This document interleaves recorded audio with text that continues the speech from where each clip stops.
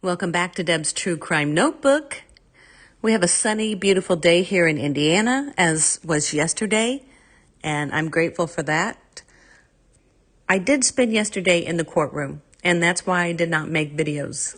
So I'm back this morning to bring you what I found out in the courtroom, so let's get right into that. The state introduces 2 video interviews with Allen, recorded on October 13th and 26th, 2022.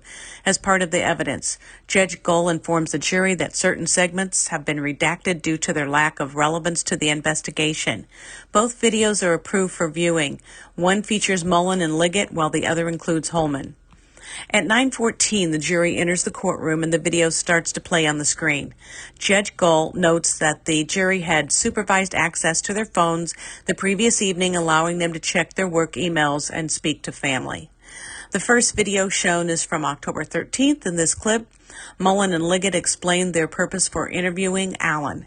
Read him his rights and inform him that he is free to leave at any time. Allen confirms his understanding. During the recording, Mullen discusses details from Doolin's interview with Allen in February 2017. The 3 men share lighthearted banter about their ages, while Allen joking, "I'm in the 50s club this year." He provides Mullen with his phone number, mentions he has an Android phone, and offers his email address when asked about his Facebook usage. Allen replies, "My wife does, I don't." Allen mentions in the video that he is married and has a daughter born in 1994 who is also married. He notes that his son-in-law previously lived in the Philippines and in Canada, and they got married in 2017. He shares that he graduated high school in 1991, studied accounting at Ivy Tech before joining the military, and played football for 1 year in high school. Although he was not an honor student, Allen states that he was part of the National Guard and has lived in Mexico, Indiana for most of his life. Additionally, he mentions that he does not regularly attend church and has no criminal record. Court started with the video of the questioning of Richard Allen. Mullen posed a question in the video. "Why does this information suggest one thing while you're claiming the opposite?" Allen responds as if he's being interrogated, asking, "What information do you have?" "You know I was out there. I already told you." At this moment, I did notice that Kathy Allen was crying. After a cut in the video, Liggett asserts, "We have people who saw you." Before leaving the room, Allen retorts, "You're trying to twist my words." Mullen follows up with, "The question is this you?" To which Allen firmly replies, "No." Mullen continues in the video stating, "You were out there to do this to the girls, or you were trying to introduce them to someone." Allen maintains his denial, declaring, "Arrest me or take me home. I'm done. You won't find anything that links me to the murders, and you've lost my trust. And now you're really annoying me. You're an expletive." The jury views a video featuring an interview conducted on October 26, 2022. In this recording, Hillman interviews Allen discussing the items taken from the residence and those currently under analysis. He mentions that swabs were collected from various objects. Hillman inquires of Allen if he ever lent out any of his belongings, like the gun, where DNA could have potentially been transferred. He also asked whether Allen had the gun with him during his visit to the trails on February 13, 2017, to which Allen replies that he did not. Throughout the video, Hillman informs Allen that the Sig Sauer matches the cartridge discovered at the crime scene. In disbelief, Allen laughs and asserts that he does not need to look over the ballistics report. "There's no way," he tells Hillman. "I'm on your side," Hillman reassures him. He further questions Allen regarding a statement, "It's over," made during the search, to which Allen responds, "The damage is done." Hillman warns Allen that the media will depict him in a certain way and asks, "Are you the mastermind?" Allen replies, "Mastermind? Okay." Allen states, "There is no way a round from my gun was anywhere near those girls on the bridge. Go ahead and do what you're going to do. Anybody who knows me knows I could never. Even if I wanted to, that's not me." Hillman says the science doesn't lie and that the crime penalty is on the line. Allen states he doesn't care. Hillman tells Allen he was the last one to contact the girls. Allen says no, he didn't even know them. "Go ahead and kill me. You'll make my wife rich," Allen says. At this point in the video, Hillman leaves the room. Allen remains seated and looks around. In the video, Allen expresses, "I don't want to be someone else's fall guy. I thought we were having a conversation," he continues. "I haven't considered this in a long time, and I don't want you to bring someone from the public into this so we can resolve it." Allen adds, "It's starting to feel like you believe I'm the main suspect here." In response, Liggett says, "We decided to approach this from the very beginning. There's no fall guy involved. If you believe I may have actually done this and want to obtain a warrant or something similar, that's fine," Allen remarks. He agrees to allow them to examine his current phone and mentions he will search for the phone he used in 2017. However, he chooses not to sign anything until he speaks with his wife. In the video, Allen questions, "Am I an angel of a person? No, but I just don't want you looking through every website I've ever visited." He expresses concern that they might find pieces that almost fit and force them together. "I don't think you're targeting me," Allen states. "I want closure for the families as much as anyone else." Mullen asks Allen about his attire that day. Allen responds that he was wearing blue jeans and a black off-brand Carhartt jacket.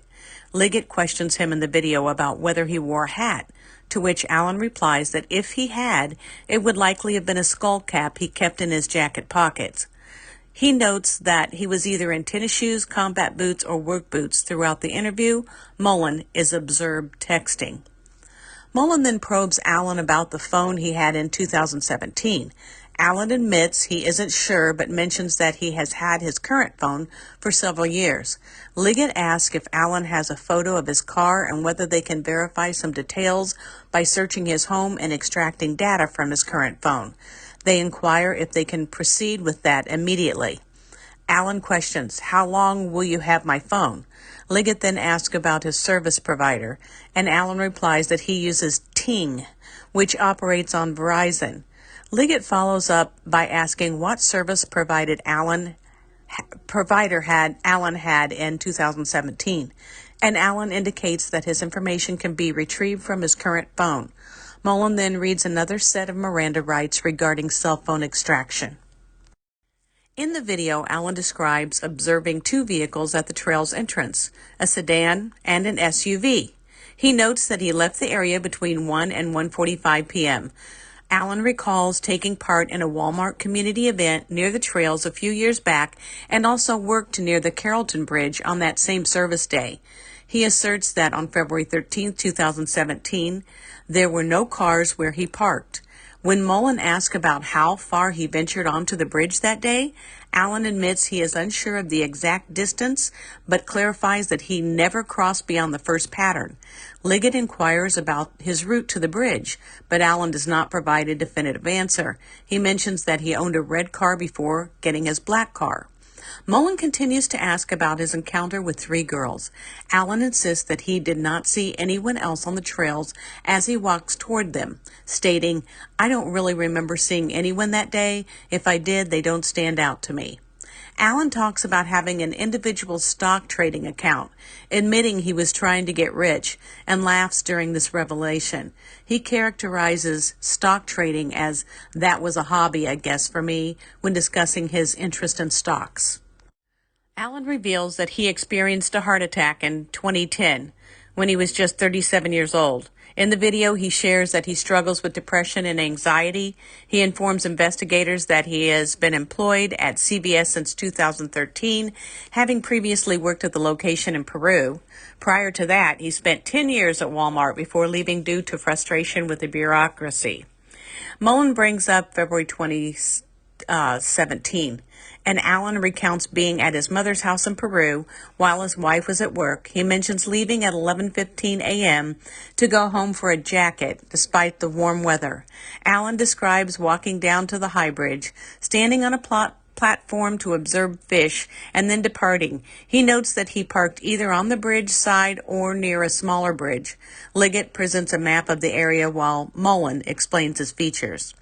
Allen admits that he didn't go out all that often, but acknowledges that his outings varied, mentioning having gone out a couple times during winter. When Mullen inquires if there was any alternate route he might have taken, Allen suggests it's possible, but emphasizes that he typically drove the same path through downtown. He recalls driving downtown a few days after the girls' deaths when a DNA officer called and they arranged to meet at a Save-A-Lot. Allen reflects on the incident, stating he had thought about it a lot, as he was likely in the vicinity around them. He tells Doolin that he saw 3 girls, believing one was babysitting the other 2, and noted they all appeared similar in appearance. Hillman exits the room, then comes back to inform Allen that witnesses reported seeing him with a gun on February 13, 2017. I mentioned I was on the trail. I never said I was at a murder scene, Allen replies. I won't say something that didn't happen just to make you feel better about this. In the video, Allen asserts that his wife will confirm he could never do this. In the courtroom, Allen's wife, Kathy, nods in agreement. The very day the police asked for anyone who was present to come forward, I did, Allen tells Hillman in the interview footage. He further claims that Hillman is attempting to deceive him. Once again, Hillman leaves the room and Allen appears emotional, shaking his head. When Hillman returns, he states that Allen's depression has worsened since the murders. If I had murdered 2 girls, I'd be depressed too, Hillman remarks. I did not murder 2 little girls, Allen insists. Hillman inquires about Allen's gun, to which Allen responds that he only carries it when going night fishing or mushroom hunting. At this point, Hillman, who was returned to the witness stand, clarifies to the court that while he's not lying to Allen, he has told several untruths as a tactic. It was observed that crime scene photographs were present on the table, but Allen did not glance at them after Hillman exited the room. Hillman then returned with a man who took DNA samples from Allen's mouth and lips. According to Russell, Allen did not raise any questions to the swabbing, and after the DNA collection, the man left the room. The ball is in your court, Hillman tells Allen once they are alone. He claims they have additional evidence from the bullet and asserts all that Allen is bridge guy, with 5 witnesses confirming his presence. Allen responds, I'm not going to admit to something I didn't effing do. You have nothing to implicate me because I wasn't there. Hillman replies, your conscience is trying to tell you to confront this. Allen retorts, if you're going to arrest me, then go ahead. I'm finished talking. Nothing you possess will connect me to the murder of those little girls. In the video, Hillman says, I can't present this evidence to a jury of your peers. Before stepping out again, he soon returns to inform Allen that his wife, Kathy, wishes to speak with him and goes to get her. What kind of good person kills 2 people, Allen asks. Russell points out that at this point in the interview, Allen has not yet been read his rights on Saturday. Hillman testified that the reading of the Miranda rights was not recorded. Kathy Allen enters the room in the video and embraces her husband. It's going to be all right, Allen reassures her. He expresses disbelief that she would suspect him of the murders. You know me. You know this isn't something I could do, Allen insists. I'm not going to sit here and convince you. I know you know I didn't do this. Kathy then asks her husband how a bullet from his gun ended up at the crime scene, adding, they're going to come after you, and I don't know how to answer that. Richard Allen tries to comfort his wife, assuring her that nobody is in trouble and expresses his love for her. They aren't going to get away with this, Allen asserts. Kathy Allen reiterates in the video that she cannot comprehend the origin of the bullet. Richard Allen advises his wife to request an attorney, assuring her that this will allow her to leave. The scene shifts back to Hillman in the interview room with Richard and Kathy Allen. Richard Allen requests that Hillman let Kathy leave, and they share a hug as she prepares to exit. Hillman instructs Kathy to tell her husband to do the right thing as she departs the room. After Hillman exits, he re-enters shortly after. You're going to pay for what you're doing with my wife, Allen confronts him in the video. Hillman yells at Allen. Arrest me, Allen challenges Hillman. Happy to. You're effing guilty, and I'm going to prove it, Hillman responds heatedly. The video concludes just after 12:45 p.m., and court is adjourned at 12:50 for a break, with reconvening expected at 1:45. And that concludes the morning session of day 10. Yesterday, while I was in court, we'll have the afternoon session sometime later today. Thanks for watching Deb's True Crime Notebook. Like, subscribe, ring the bell for all notifications. Don't forget to leave us some messages and share this in your groups and with your friends.